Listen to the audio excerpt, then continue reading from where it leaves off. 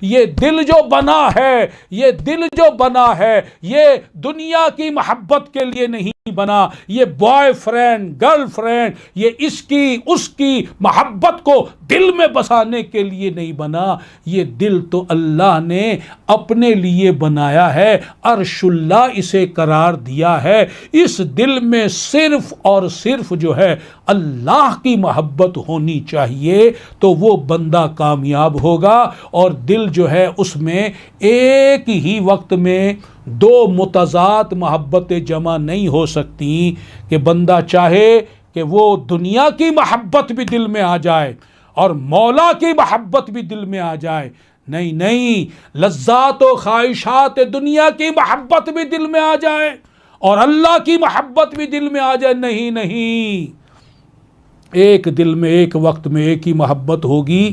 تو ٹٹولو اپنے دلوں کو کہ اس دل میں کس کی محبت ہے، اس دل میں کس کی محبت ہے۔ اپنا احتساب کرتے رہو، اب بھی کرو، بار بار کرو۔ اگر احتساب نہیں کرو گے تو غفلت نہیں اڑے گی۔ اپنے شیخ سے وفادار بنو، اپنے شیخ سے رابطے میں رہو، اپنے آستانے سے جڑو۔ جو شیخ تمہارا ہے اس کے قدموں میں اس کی صحبت میں اپنا وقت زیادہ سے زیادہ گزارو، اس سے ملنے والی روحانی تعلیمات، روحانی سبق اور روحانی ہدایات اس کو اپناؤ۔ اسی میں بھلا ہے، اسی میں کامیابی ہے، اسی میں کامرانی ہے۔